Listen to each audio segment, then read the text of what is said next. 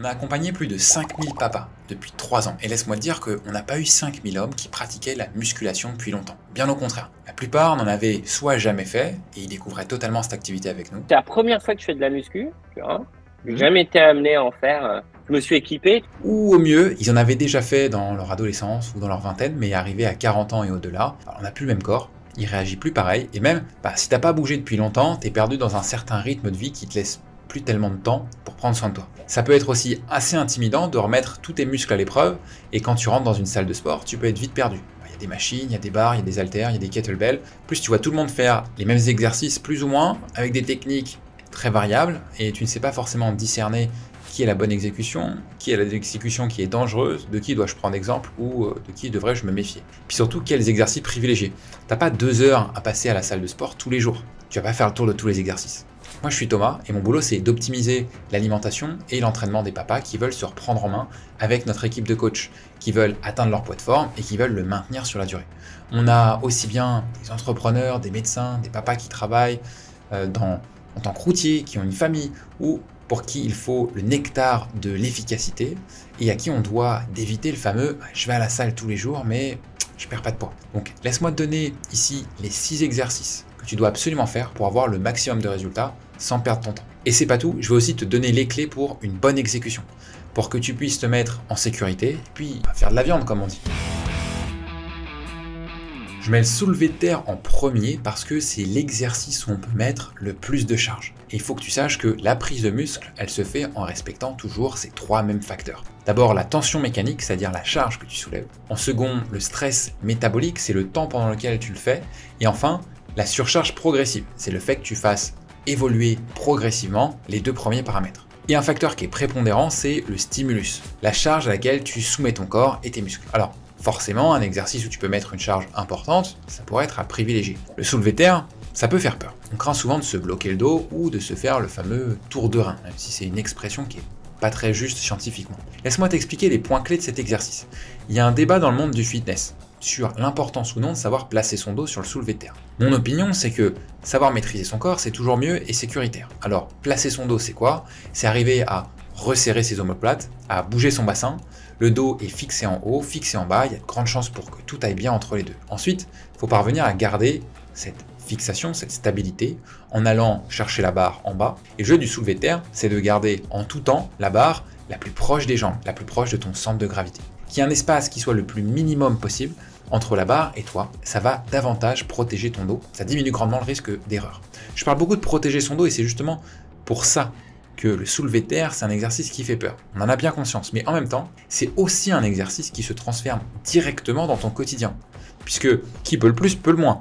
Donc si tu arrives à soulever 60 kg ou même 100 kg au soulevé de terre, penses-tu que ce sera plus ou moins facile de prendre un de tes enfants dans les bras ou de ramasser 1 ou 2 packs d'eau? Je l'ai déjà dit, le muscle, c'est le tissu de la longévité. Et le mouvement, c'est le facilitateur de ta vie.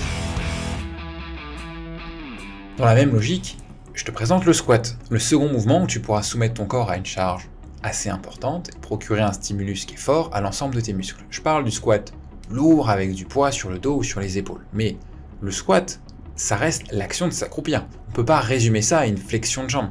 Plier ses jambes, ça ne va pas bien loin. Le squat, s'accroupir, c'est un témoin sans concession de la santé et de la force du bas de ton corps. Et si on regarde un petit bébé capable de squatter des milliers de fois par jour lorsqu'il apprend à marcher. Pour faire un squat, tu dois être en mesure de faire ce qu'on appelle dans notre jargon professionnel de sportif une triple flexion. C'est-à-dire qu'il y a 3 articulations qui doivent être assez mobiles et fortes pour te permettre de descendre et de remonter. Il y a les hanches, il y a les genoux et enfin il y a les chevilles qui sont aussi très importantes. Ces 3 articulations-là, elles doivent se coordonner et être suffisamment mobiles pour te permettre cette action. Alors comme ça, tu te dis peut-être que c'est pas si important. Mais si tu veux par exemple faire partie des gens qui ont absolument aucun problème à s'asseoir ni à se relever d'un canapé qui soit un peu bas ou un peu mou, et qui n'ont pas non plus de difficulté, même après un certain âge, à aller s'asseoir sur les toilettes sans barre d'appui, comme dans les EHPAD, je te recommande fortement de pratiquer et de te renforcer sur ce mouvement. Comme je te le disais, il n'y a pas besoin de mettre une grosse barre de bonhomme sur ton dos. Ça même peut-être contre-indicatif, particulièrement si tu débutes. Tu peux le faire sans charge, tu peux le faire avec une charge très légère devant toi, tu peux aussi t'asseoir et te relever. En fait, du moment que tu maintiens une certaine mobilité de tes hanches et un certain tonus musculaire au niveau de tes membres inférieurs, tes jambes, tes fessiers, tu vas être relativement tranquille. Tes jambes, c'est ce qui va te soutenir toute ta vie. Et plus tu seras fort, plus tu seras musclé des jambes, plus tu seras stable et plus longtemps tu seras autonome. Les pompes, c'est un exercice qui est primordial pour la santé et le tonus du haut de ton corps. C'est un peu le squat des bras. Et je t'ai déjà fait 2 vidéos sur le sujet avec un programme pour arriver à faire 100 pompes qui va être quelque part affiché ici, ou tout un tas de variantes pour te challenger. Donc j'en dirai pas plus dans cette vidéo. Les tractions, elles vont être importantes pour 2 choses. T'as compris, je te parle de musculation, mais pas seulement, on parle aussi surtout de longévité. Et le premier élément d'une traction, c'est de parvenir à se suspendre. Et parvenir à se suspendre suffisamment longtemps, ça témoigne et ça nécessite une force importante dans ce qu'on appelle le grip, ou la poigne. Et ça fait quelque temps que la science nous dit qu'il y a une corrélation positive entre la force du grip de la poigne et de l'autre côté la longévité. Comme cette étude de 2019 par exemple. Ça veut dire que avoir un bon grip, c'est plutôt bon signe pour pouvoir vivre longtemps. Parce que les statistiques montrent que c'est associé avec une meilleure densité osseuse, un risque diminué de fracture et même une meilleure cognition. Voici pourquoi réussir à tenir accroché peut-être 30 secondes, 1 minute, ça peut être un très bon objectif à avoir. Pour le mouvement de tirage en lui-même, c'est également le signe d'une force et d'une coordination musculaire de qualité. Tout comme les pompes, les tractions, ça serait un peu le soulevé de terre des bras. Déjà, avec ces 4 exercices et toutes les variantes qui sont possibles, on couvre presque l'essentiel des besoins et du potentiel de ton corps. Mais je suis généreux et je vais t'en donner 2 autres qui pour moi doivent faire aussi partie de ton entraînement. Surtout si tu as plus de 40 ans et que tu veux être en forme encore pour de longues années. Les fentes, il faut les voir comme un complément du squat. C'est ce qu'on appelle un mouvement qui est unilatéral parce que tu vas forcer sur une jambe à la fois. Autrement dit, c'est une de tes jambes qui va se prendre majoritairement ton poids et ce que tu vas porter dessus. C'est essentiel pour être bien sûr que tu n'utilises pas uniquement ta jambe forte, par exemple sur les squats. Ça renforce aussi plus efficacement tes hanches, tes genoux, et ça peut aussi compenser par exemple le fait que tu ne veuilles pas porter lourd sur ton dos, parce que le fait d'être sur une jambe, ça augmente la résistance sans avoir à porter de charge supplémentaire. Donc avoir la force déjà de pousser son poids sur une jambe, c'est très transférable au quotidien. Si tu as pris la bonne habitude de prendre les escaliers par exemple plutôt que l'ascenseur, les fentes avant, ça va mettre l'accent sur ta flexion de genou, et donc plutôt sur la force de tes cuisses. Les fentes arrière, elles vont mettre l'accent sur ta flexion de hanche, et donc davantage sur la force de tes fessiers. Et tu peux aussi très bien faire des synchro-cintres fentes marchées, pour encore plus de plaisir, parce que c'est quand même bien agréable.